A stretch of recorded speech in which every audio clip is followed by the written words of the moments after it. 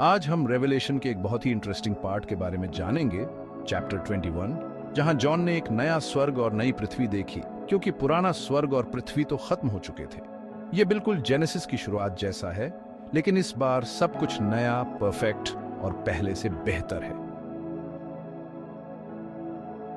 अब यहाँ नया का असली मतलब क्या है? क्या ये कुछ बिल्कुल अलग है? नहीं, ये एक बहुत बड़े रेनोवेशन की तरह है, एक परफेक्ट अपग्रेड। सोचो ये ऐसा होगा जैसे हमारे पास नए शरीर होंगे, लेकिन हम एक दूसरे को पहचानेंगे। नई पृथ्वी अभी भी पृथ्वी ही होगी, लेकिन पूरी तरह से ट्रांसफॉर्म्ड, फिर भी जानी पहचानी। यहाँ एक बहुत ही इंटरेस्टिंग बात है, अब समुद्र नहीं रहेगा। अभी समुद्र हमारे ग्रह के लगभग 70% हिस्से को ढके हुए है, जो एक बहुत बड़े सीवेज सिस्टम की तरह काम करता है। सभी नदियां इसमें बहती हैं, जिससे उन्हें बहुत ज्यादा पोल्यूटेड होने से रोका जा सके। समुद्र में नमक पानी को साफ और बैलेंस्ड रखने में मदद करता है, लेकिन इस नई सृष्टि में इसकी कोई जरूरत नहीं होगी। इसके बजाय हमारे पास मीठे पानी की खूबसूरत नदियां और झीलें होंगी। क्या आप सोच सकते हैं कि यह कितना ब्रेथ टेकिंग होगा? फिर जॉन ने कुछ और भी ज्यादा आश्चर्यजनक देखा। नया यरूशलेम, यह पवित्र शहर स्वर्ग से नीचे उतर रहा है। इसे एक दुल्हन के रूप में वर्णित किया गया है, जो पूरी तरह से सजी हुई है और अपने पति के लिए तैयार है। ब्यूटीफुल है ना? यह शहर भगवान का स्थायी पता होगा, वह जगह जहां वह हमेशा हमारे साथ रहेंगे। कल्पना करो, भगवान हमारे साथ रहने आ रहे हैं। इमैनुएल, भगवान हमारे साथ हर तरह से। और यहां एक महत्वपूर्ण सच्चाई है, स्वर्ग कोई भौतिक स्थान नहीं है, यह एक रियलम है। अगर आप ध्यान से सोचें तो अभी भी हमारे आसपास आध्यात्मिक दुनिया में एंजेलिक बीइंग्स हैं। यह असली है, लेकिन हम उन्हें देख नहीं सकते।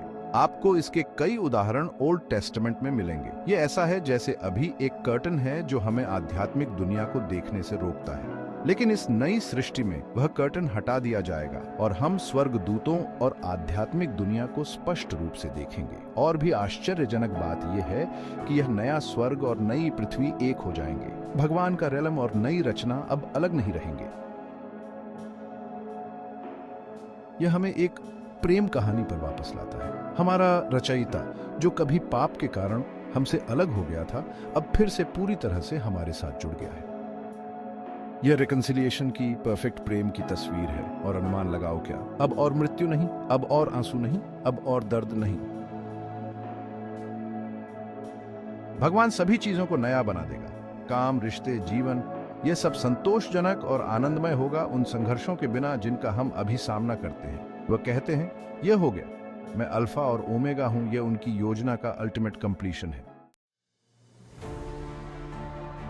जॉन ने नए यरूशलेम का विस्तार से वर्णन किया है। शहर एक विशाल घन है, लगभग यूरोप के आकार का। दीवारों को कीमती रत्नों से सजाया गया है और शहर में 12 द्वार हैं, जिनमें से प्रत्येक पर एक स्वर्गदूत पहरा देता है। इस्राएल के 12 गोत्रों के नाम फाटकों पर लिखे हैं, हमें याद दिलाते हैं कि मोक्ष इजराइल के माध्यम से आया था। शहर की 12 नींवों पर 12 अपोस्टल्स के नाम हैं। यह दर्शाता है कि कैसे अपोस्टल्स की शिक्षाओं ने हमारे विश्वास की नींव रखी।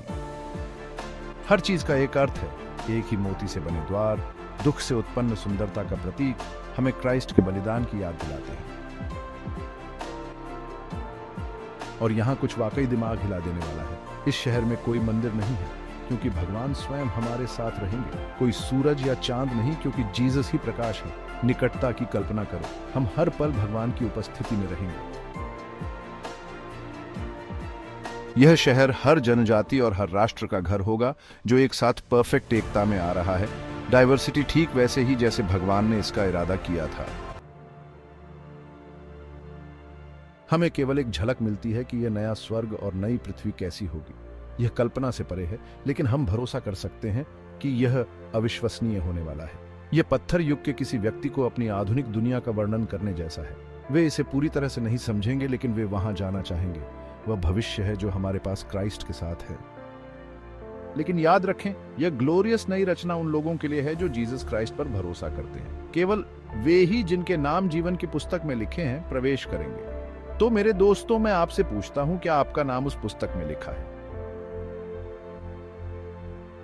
यह सबसे महत्वपूर्ण निर्णय है जो आप कभी भी लेंगे। इंतजार मत करो, इस पल को नजरअंदाज न करें। अपने पापों से पश्चाताप करें और आज ही जीसस पर भरोसा करें। इस अनुग्रह को अस्वीकार करने से भगवान से हमेशा के लिए अलगाव हो जाता है। नरक में एक अनंत काल पछतावे और दुख से भरा होता है, लेकिन ऐसा होना जरूरी नहीं है। जीसस ने आपके लिए पहले ही रास्ता बना दिया है। वह आपसे प्यार करता है और आपको अपने राज्य में, इस ग्लोरियस नए स्वर्ग और नई पृथ्वी में जगह प्रदान करता है।